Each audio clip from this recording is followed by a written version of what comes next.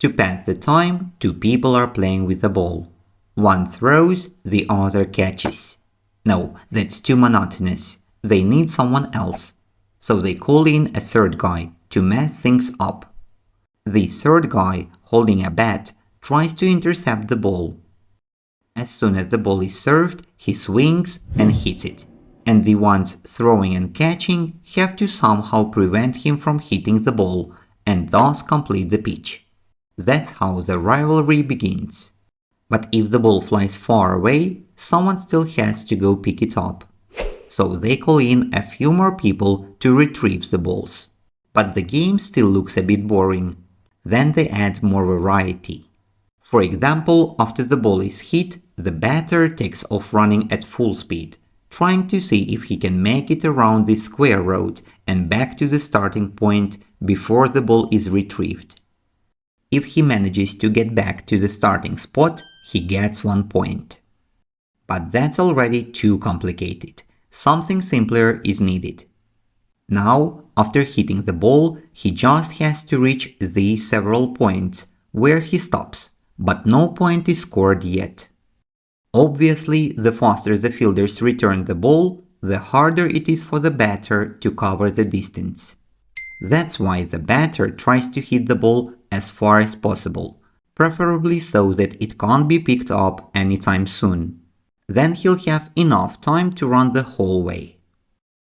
So everyone on the entire field is against the batter, and the batter has to use his wits and fight against a bunch of opponents. In the end, they split everyone into two teams, with different colored uniforms. From Team A, only one batter is temporarily on the field. The rest of Team A's players are outfield with Team B. Team A, that is the player with the bat, is the attacking side. Team B, all wearing big gloves, is the defending side. The attacking side tries to score as many points as possible. The defending side does everything it can to stop the opponent from scoring points. And that's a baseball game. The two teams take turns attacking and defending. A game has 9 periods called innings.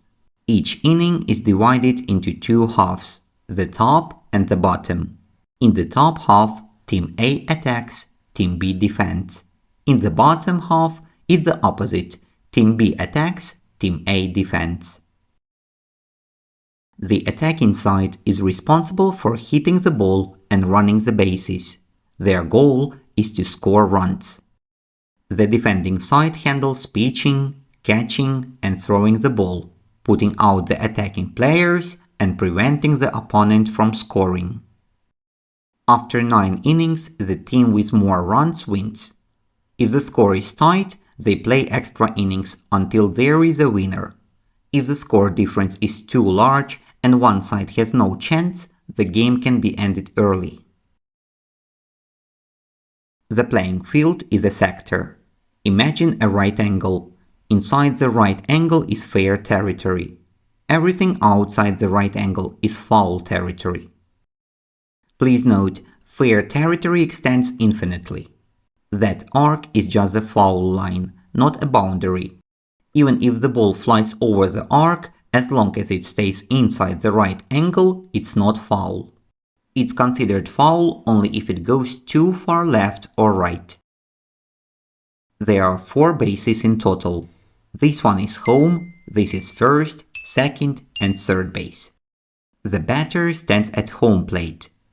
The pitcher stands on the spot called the pitcher's mound.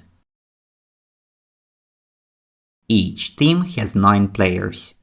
But at the start of each half inning, only one batter from the attacking team comes onto the field.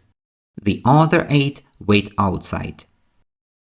As soon as the batter hits the ball and starting from home runs to first base, he becomes a runner. Then the second batter comes up. If he also safely reaches a base, the third batter comes up.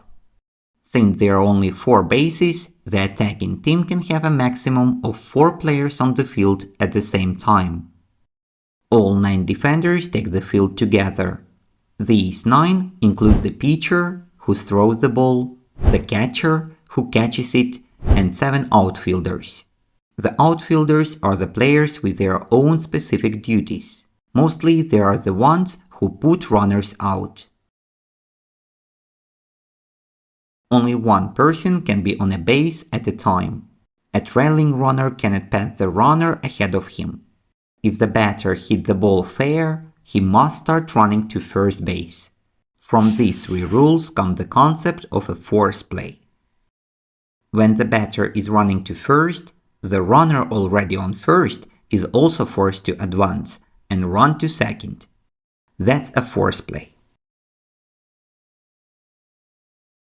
The batters, chased by 9 defenders, go clockwise, successively taking first, second, third bases, and finally back to home. That's how the attacking team scores 1 run. Baseball's rules are built around this core idea. And getting all the way home is pretty hard. Often the attacking players don't get far before being put out. For the defenders, it's enough to record 3 outs to end the half inning and switch sides. So how do they put runners out? In other words, how do defenders eliminate attacking players? There are several main ways. First, the batter hits the ball, and if a defender catches it in the air before it touches the ground, the batter is immediately out. This is called a fly out. It doesn't matter where it was caught, fair or foul territory. The key is that it didn't touch the ground first. Second, defenders can throw the ball to each other. If a defender holding the ball touches a runner who hasn't reached a base, the runner is out. This is called a tag out. Third, a defender standing with a foot on second base receives the ball. The runner who is forced to second because of a force play is out. Then the ball is thrown to first base, and the batter running to first is also put out. That's a double play. Sometimes there is even a triple play, where 3 attacking players are put out at once. If the bases are empty and only the batter is running to first, it's enough to throw the ball to the defender on first to put the batter out. A force out is used when a player is required to run. Essentially, a forced runner has nowhere to retreat. In situations where running isn't mandatory, a runner can only be put out by tagging. Force. If the batter gets 3 strikes, he's out. Now, what is a strike? This virtual yellow zone is called the strike zone. A ball thrown by the pitcher that passes through this zone is a strike. If it doesn't pass through, it's a ball. But if the batter swings and misses or hits the ball foul, even if the pitch wasn't in the strike zone, it still counts as a strike. The strike count goes up by 1. However, when there are already 2 strikes, a foul ball is neither a strike nor a ball. If the pitcher throws 4 balls, the batter automatically walks to first base. If someone is already on first, that player advances to second, and so on. So if first, second and third are occupied, when the batter walks, the runner on the third calmly trots home and the attacking team scores a run. The pitcher throws the ball at a very high speed. Getting hit can hurt a lot or even cause injury. Therefore, if the pitch hits the batter, it's a hit by pitch. In that case, the batter also gets to go to first base. If the batter hits the ball and safely reaches a base, that's called a hit. As the name suggests, a hit is a batted ball that allows safe arrival on base. Hits are classified as single, double, triple, and home run. A home run is when the batter sends the ball into the home run zone, after which he can safely circle all the bases and score a run. If there were already runners on base, they can also reach home and score. As soon as the pitcher starts his delivery motion, a runner can take off for the next base. If the batter didn't swing or missed, the catcher will throw the ball to the defender on the base to put the runner out. But note, if the batter hit the ball foul, A stolen base attempt doesn't count. The runner has to go back. And if a defender gets fly out and the batter is out, the runner must also return to his original base and retouch it before he can continue running. So if a runner is sure the ball will be caught in the air, he stays on the base, waits for the catch, and only then runs. If he is not sure, he takes a few steps off the base.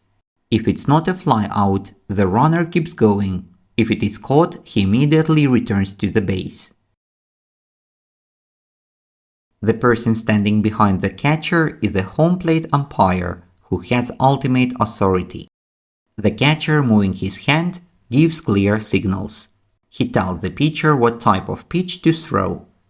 This video only covers a few of the rules, but that's enough for you to fully enjoy the game. If anything is still unclear, save the video so you can rewatch it later. And thank you for watching. If you liked this video, please hit a like, write a comment, and don't forget to subscribe to the channel. Thanks again, and bye.